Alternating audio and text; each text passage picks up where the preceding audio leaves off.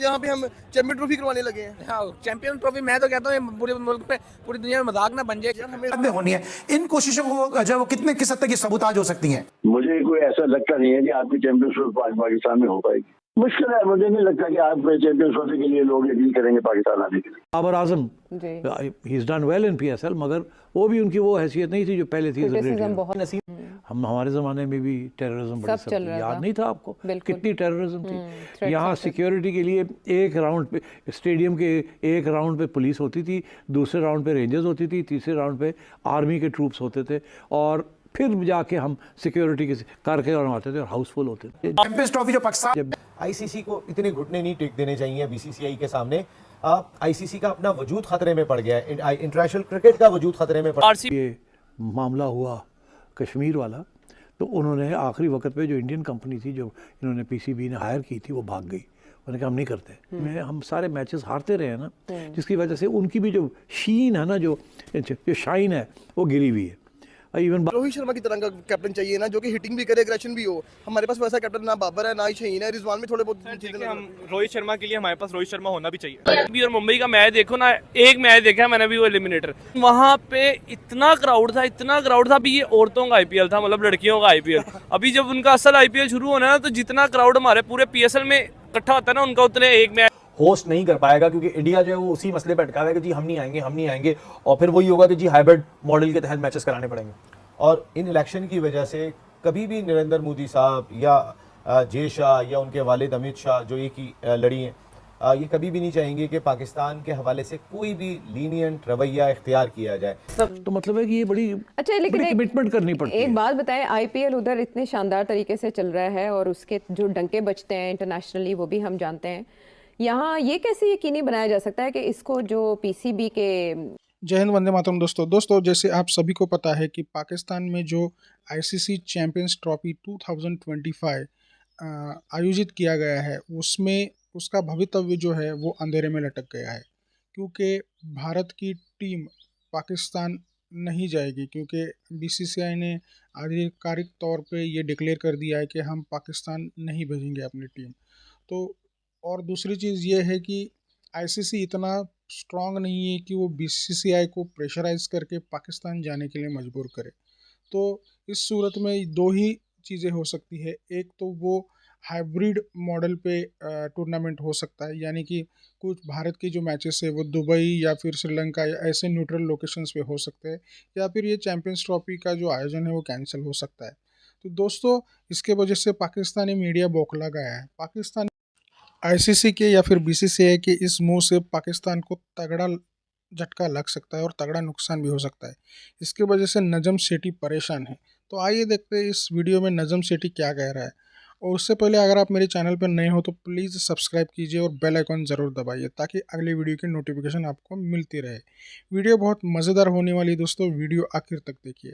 मैं मिलता हूँ आपको वीडियो के अंत में। देख सकते हैं कि हर मैच में ऑलमोस्ट फुल होता है, क्राउड फुल होता है। और इसी तरह कराची के स्टेडियम में अगर आप देखें तो इवन लाइट्स भी नहीं अच्छी। आप अगर टीवी पे देख रहे होंगे तो आपको सारा कुछ डल नजर आएगा। तो I think Pakistan should work on infrastructure. सबसे पहले वर्ल्ड लेवल का हमारा स्टेडियम है और वहाँ पे शादियों में रखी जो कुर्सियाँ रखती है वो पड़ी होती है। बिल्कुल मतलब आप देखें ना, जो बेसिक फैसिलिटीज़ हैं, आप लोगों को एक स्टेडियम है, एक मैच देखने आते हैं, एंटरटेनमेंट है, वो अपने उनका एक लेजर है, वहाँ पर आते हैं, वो एंजॉय करने आते हैं। लेकिन अगर आप वहाँ पर ये घसीट होती रहेगी, आवाम को आप परेशान करते रहेंगे, तो बंदा कौन से वहाँ मैच देखने आएगा। तो ऑब्वियसली फैसिलिटीज़ को इम्प्रूव करना चाहिए। जो उनका सिक्योरिटी स्टाफ है वो बहुत वियर्ड है वहाँ पर, जेन्युइन, और वो आपको एंजॉय नहीं कर पाते। ऊपर से ठीक है, मान लिया सब चीज़ें हमारी थोड़ी सी सब कॉन्टिनेंट में आवाम थोड़ी सी ज़्यादा एनर्जेटिक है और हमें थोड़ा सा डिस्टेंस चाहिए होता है ग्राउंड से, बट मेरा ख्याल है कि अगर थोड़ा सा हम प्लेयर्स के करीब आ सके, बाउंड्री लाइन थोड़ी सी वो डिस्टेंस कम हो सके, तो थोड़ा सा आप ज़्यादा गेम को आप भी फील कर सको। लाइक फर्स्ट सीजन में आया था पेप्सी कैच अ करोड़, ठीक है, इंडिया में तो ये होता है या बिग बैश में भी होता है, लेकिन अगर पाकिस्तान में आप स्टेडियम देखें बॉल पहुंचती नहीं है क्राउड तक, तो कैच अ करोड़ क्या ही होना है।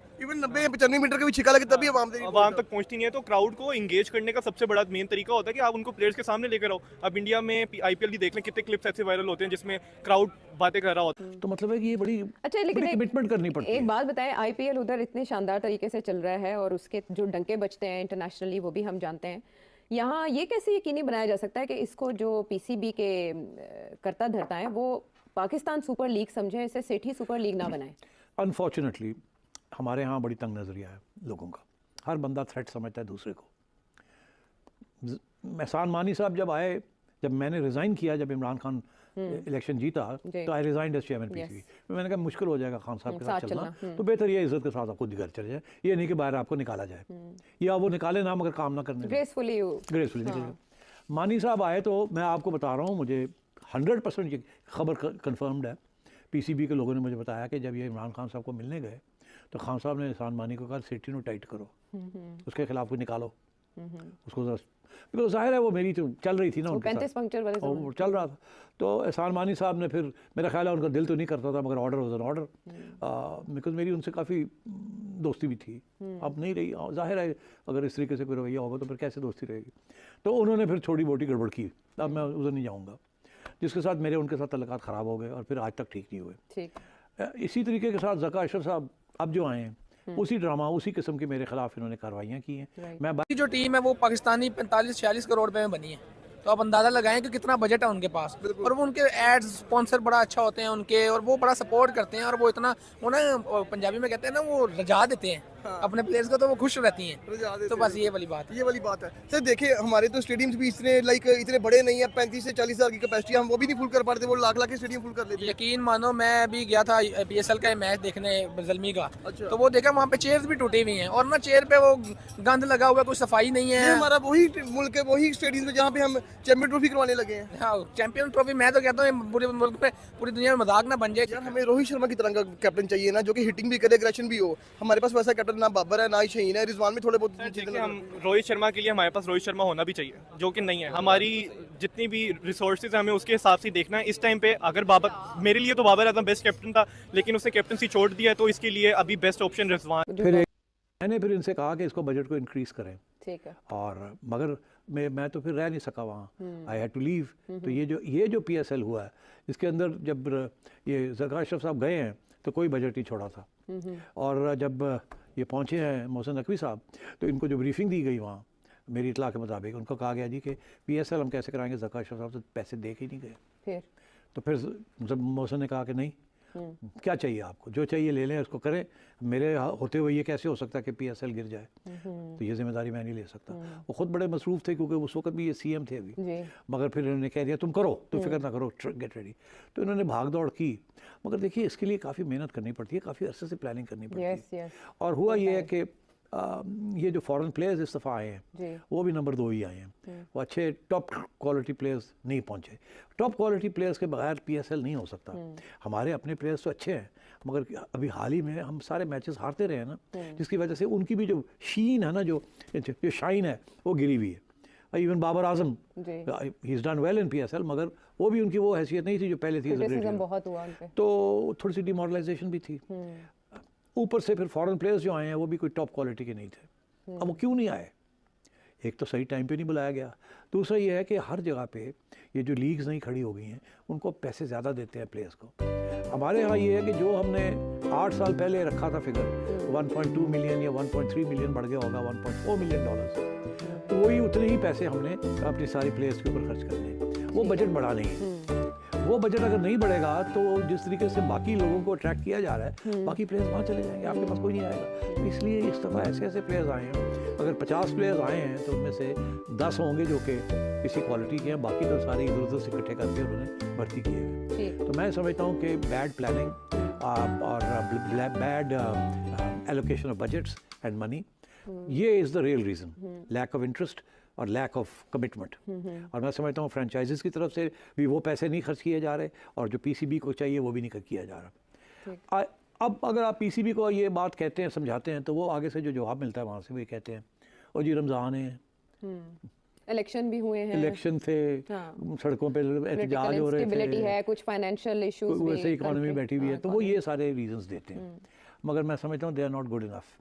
हम हमारे ज़माने में भी टेररिज्म बड़ी सब याद नहीं था आपको, कितनी टेररिज्म थी। यहाँ सिक्योरिटी के लिए एक राउंड पे स्टेडियम के एक राउंड पे पुलिस होती थी, दूसरे राउंड पे रेंजर्स होती थी, तीसरे राउंड पे आर्मी के ट्रूप्स होते थे, और फिर जाके हम सिक्योरिटी के करके आते थे और हाउसफुल होते थे। ऐसे ही याद है, मुझे याद है भी उस जमाने में। बिल्कुल, मुझे याद है कि उस वक्त शहबाज शरीफ साहब चीफ मिनिस्टर थे और बम फट रहे थे यहाँ, और मैं कह रहा था जी कि मैंने PSL को पाकिस्तान, तो मुझे उन्होंने कहा कि यार इसकी जिम्मेदारी कौन लेगा, अगर कोई बम फट गया तो क्या होगा। तो फिर मैंने जनरल बाजवा से रिक्वेस्ट की कि आप मुझे सपोर्ट करें, तो उन्होंने दिलेरी के साथ कहा कि नहीं ले आओ तुम, I will protect you. Crowd तो दोस्तों देखा आपने कि कैसे नजम सेठी एक तरह से चिंतित है, क्योंकि भारत पाकिस्तान में चैंपियन ट्रॉफी खेलने से मना कर रहा है, क्योंकि अगर भारत पाकिस्तान में आएगा तो इसका जो पाकिस्तानी क्रिकेट है उसका जो एक्चुअल व्यूवरशिप है, स्टेडियम में जाके जो व्यूवर्स आते हैं या फिर स्पेक्टेटर्स आते हैं, उसकी संख्या बढ़ेगी और उसका फ़ायदा रेवेन्यू बढ़ने में हो जाएगा। और दूसरी चीज़ है कि पाकिस्तान में ट्रैवल और टूरिज़्म को भी ज़्यादा बूस्ट मिलेगा, क्योंकि भारत से बहुत सारे जो इंडियन स्पेक्टेटर्स है वो अपने क्रिकेट टीम को फॉलो करते हैं, और वो जहाँ जहाँ जाती है वहाँ वहाँ अपने इंडियन टूरिस्ट जाते हैं, तो टूरिज़्म से भी पाकिस्तान को फ़ायदा हो सकता है। और दूसरी चीज़ ये है कि व्यूवरशिप भी अच्छी आ सकती है, और व्यूवरशिप अच्छा आने से टिकट में ज़्यादा बिकेंगे और सारी चीज़ों में इजाफा हो सकता है। तो इसके लिए वो बहुत चिंतित है कि भैया पाकिस्तान में आएंगे तो एक तरह से रिवाइवल हो जाएगा पाकिस्तानी क्रिकेट। तो दोस्तों नजम सेठी के इस रवैये के बारे में आपका क्या कहना है, ये कमेंट में ज़रूर बताइएगा। और अगर आप मेरे चैनल पर नए हो तो प्लीज़ सब्सक्राइब करके बेल आइकॉन ज़रूर दबाइएगा, ताकि अगले वीडियो की नोटिफिकेशन आपको मिलती रहे। तो दोस्तों आज की वीडियो में बस इतना ही, मिलते हैं एक नए वीडियो के साथ, तब तक के लिए जय श्री राम।